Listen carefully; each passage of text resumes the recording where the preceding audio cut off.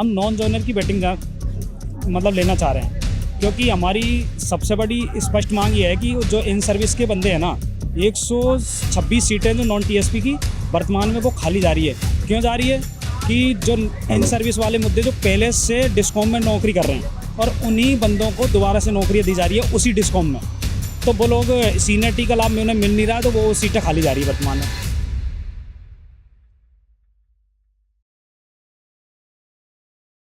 नमस्कार साथियों, मैं रविंदर सिंह एक बार फिर जुड़ चुका हूं आपसे कभी। जैसा कि साथियों हम मौजूद हैं जयपुर के शहीद स्मारक में। यहाँ वेटिंग रूल को लेकर यहाँ पर छात्र आए हैं, उनसे बातचीत करेंगे कि क्या कुछ कारण है जो इन्हें धरना पड़ा। आप बताओ क्या कारण है कि आज आते इतनी संख्या में?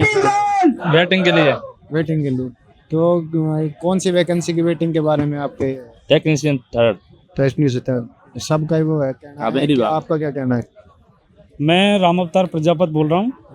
ये आपके चैनल के माध्यम से एक ही बात बोलना चाह रहा हूँ। हम बिजली विभाग टेक्नीशियन जो लाइनमैन भर्ती है, टेक्निकल हेल्पर, उनके विद्यार्थी है। हम नॉन जॉइनर की वेटिंग मतलब लेना चाह रहे हैं, क्योंकि हमारी सबसे बड़ी स्पष्ट मांग ये है कि जो इन सर्विस के बंदे हैं ना, 126 सीटें जो नॉन टीएसपी की वर्तमान में वो खाली जा रही है। क्यों जा रही है कि जो इन सर्विस वाले मुद्दे जो पहले से डिस्कॉम में नौकरी कर रहे हैं और उन्हीं बंदों को दोबारा से नौकरियाँ दी जा रही है उसी डिस्कॉम में, तो वो लोग सीनियरिटी का लाभ में उन्हें मिल नहीं रहा है, तो वो सीटें खाली जा रही है वर्तमान में।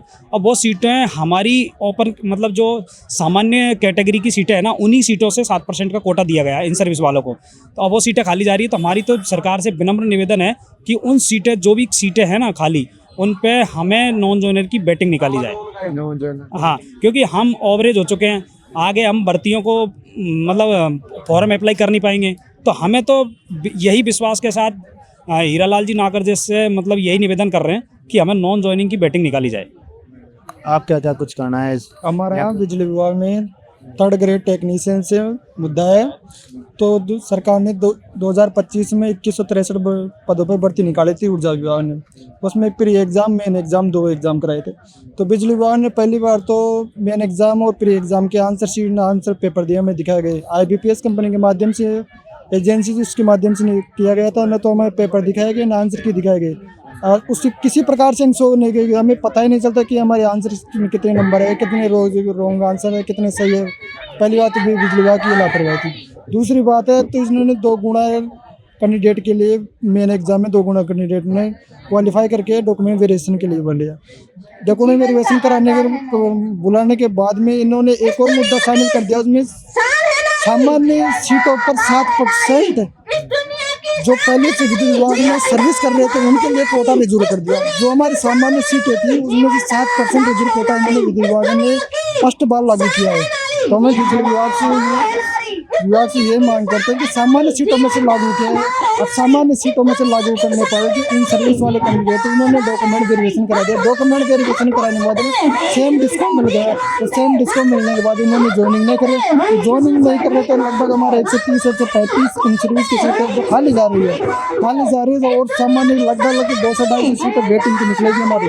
तो हमें ऊर्जा मंत्री हीरालाल नागर से और विधि विभाग के अलोकराज से निवेदन करते हैं कि हमारे जो भी इन सर्विस के मुद्दे हैं उनको सामान्य सीटों के माध्यम से भरा जाए।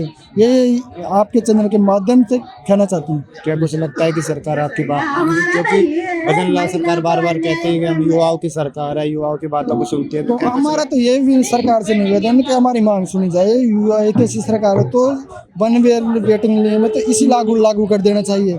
अगली अगली वैकेंसी में लागू करे तो मैं ओवरेज हो चुका हूँ, ना तो बिजली विभाग का अगला फॉर्म भर सकता हूँ, ना अगले बार ये वेटिंग नियम लागू हो रहा है। तो मेरे इस नियम का कोई मतलब नहीं रह जाएगा, कोई मतलब नहीं रह जाएगा। आज आप इकट्ठे हुए, क्या आपकी मंशा है? धरना देने की मंशा है या फिर सरकार को ज्ञापन देने?